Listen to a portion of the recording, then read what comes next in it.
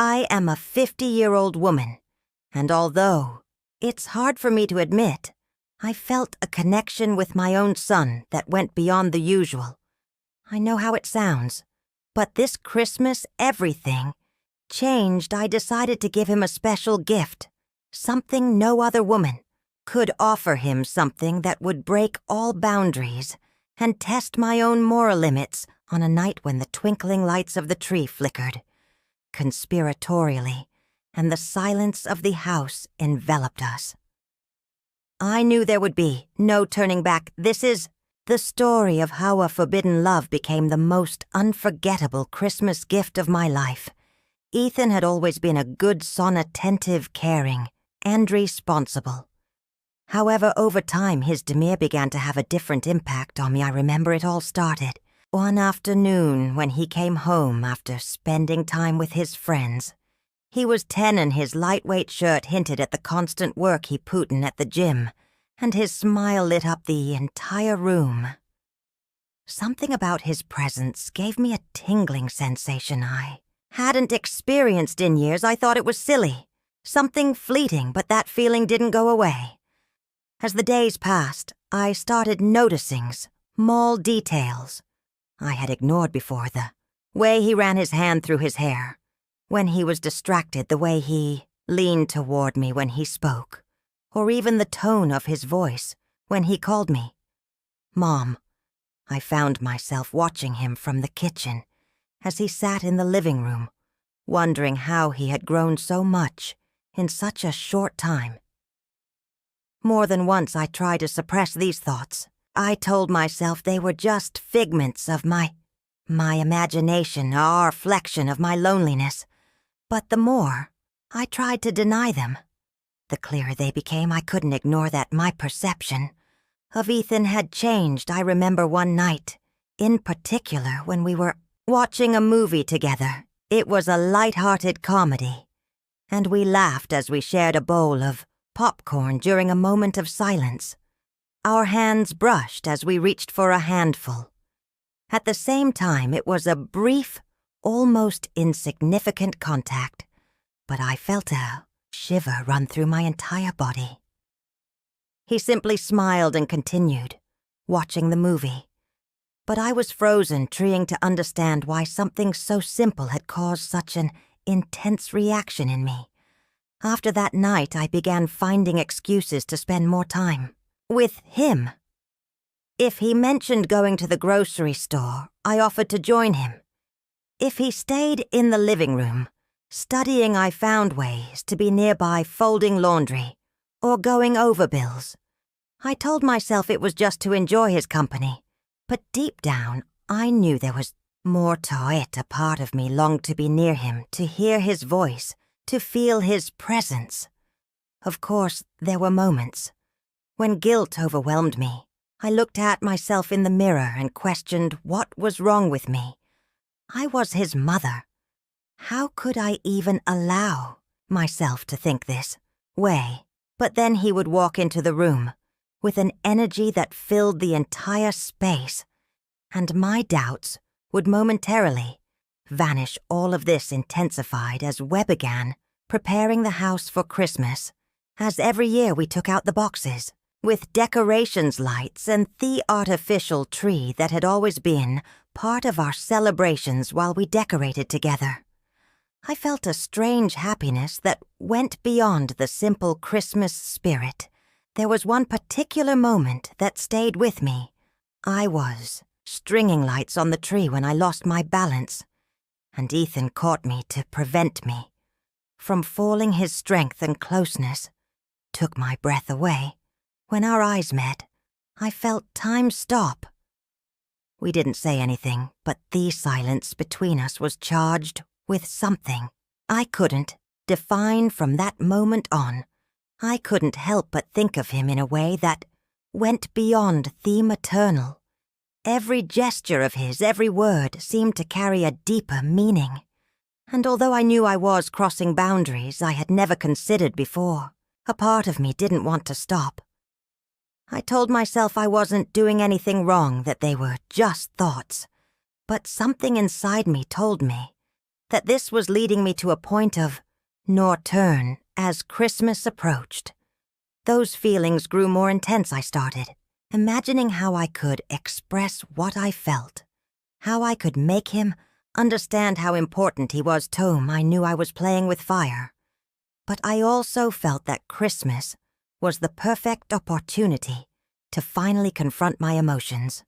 What I didn't know was whether he felt something too, or if all this was just a delusion caused by my loneliness.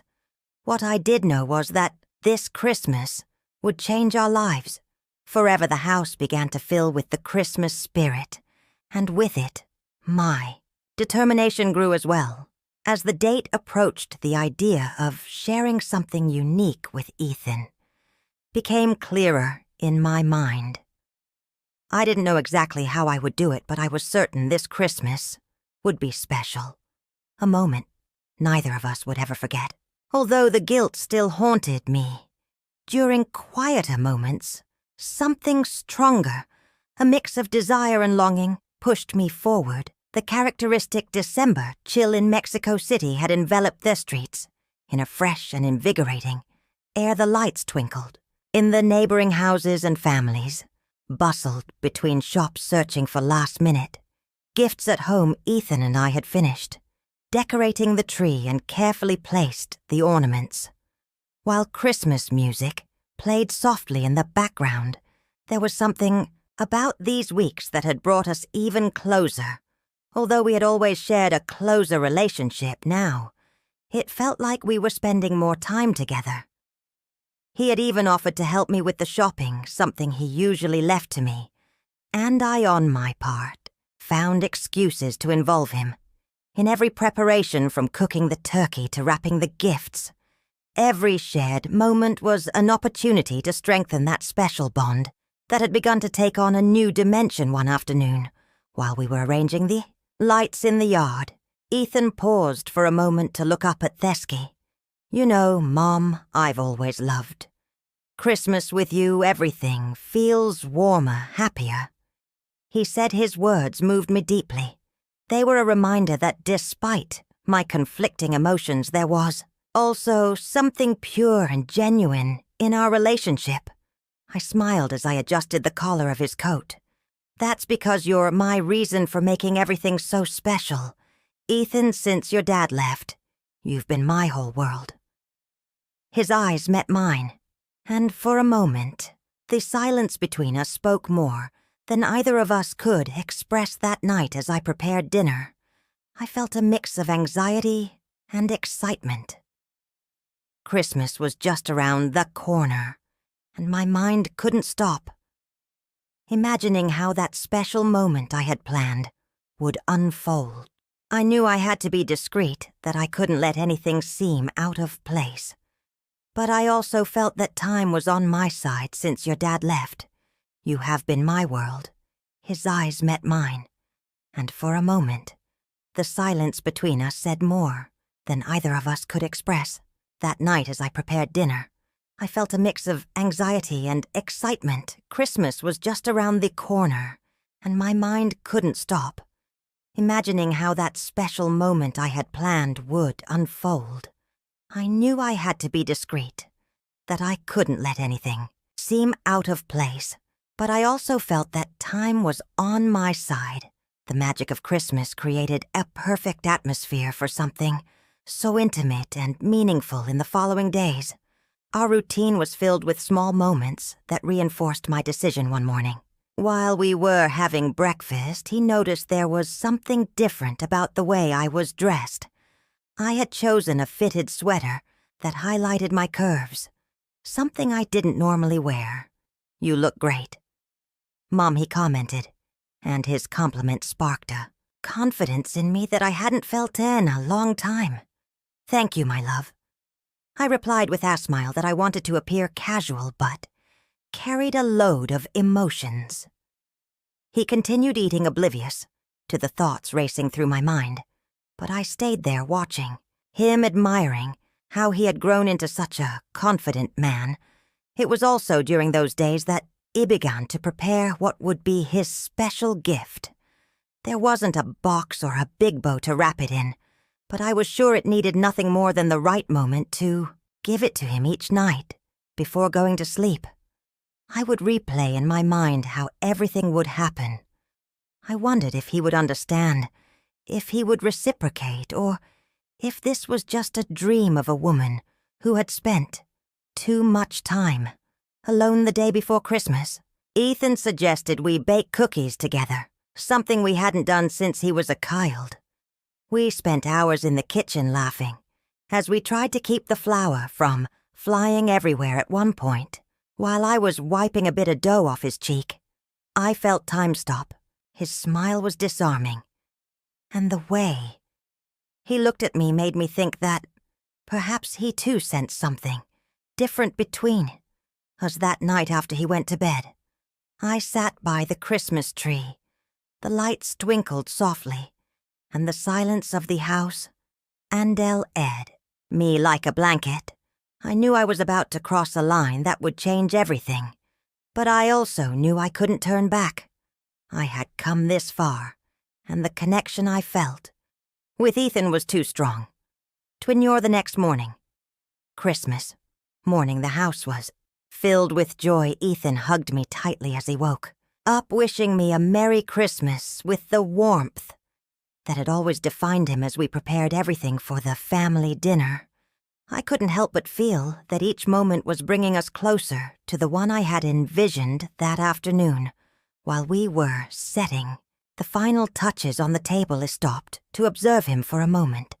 His laughter filled the room, and his energy was contagious. In that moment, I felt a wave of emotions that almost made me step back. But then I reminded myself that this was my chance to be completely honest about how I felt the evening was approaching, and with it the moment to give him my gift. The Christmas dinner unfolded with quiet joy. The few guests, some aunts and cousins, exchanged jokes and memories from other times. I, on the other hand, focused on observing everything from the head of the table.